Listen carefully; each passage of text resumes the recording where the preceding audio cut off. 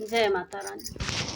अड़हुल के फुलवा में कवन गुण हो, माई गैलो लो भाई। अड़हुल के फुलवा में कवन गुण हो, माई गैलो लो भाई। गैलो लो भाई माई गैलो लो भाई, गैलो लो भाई माई गैलो लो भाई। अड़हुल के फुलवा में कवन गुण हो, माई गैलो लो भाई। अड़हुल के फुलवा में कवन गुण हो, माई गैलो लो भाई। हाथी और घोड़ा माई के मन ही न भावे, हाथी और घोड़ा माई के मन ही न भावे। शेर सवरिया पे कवन गुण हो, माई गैलो लो भाई।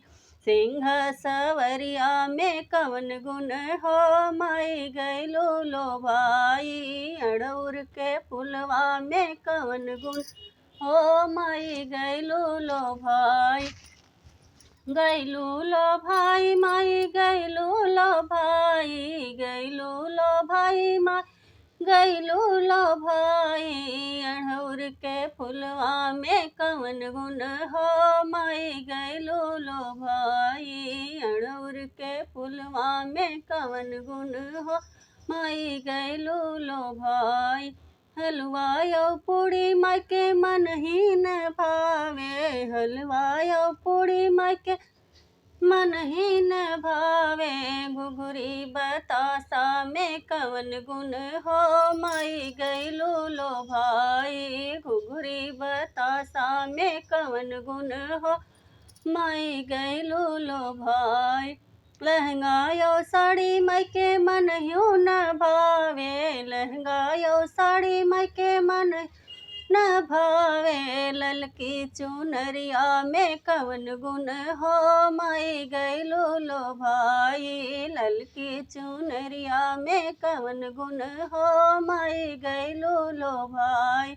अड़हुल के फुलवा में कवन गुण हो, माई गैलो लो भाई। अड़हुल के फुलवा में कवन गुण हो, माई गैलो लो भाई।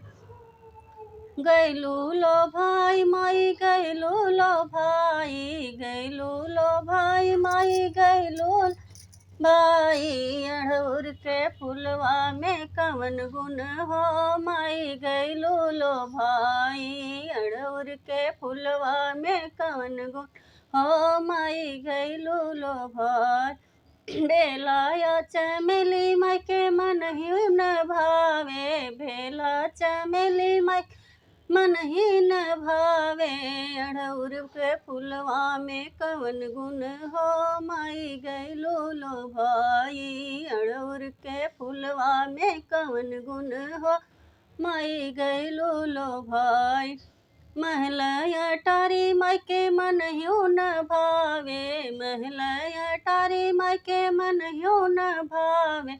ऊंचे पहाड़वा पे कवन गुण हो, माई गैलो लो भाई। ऊंचे पहाड़वा पे कवन गुण हो, माई गैलो लो भाई। अड़हुल के फुलवा पे कवन गुण हो, माई गैलो लो भाई।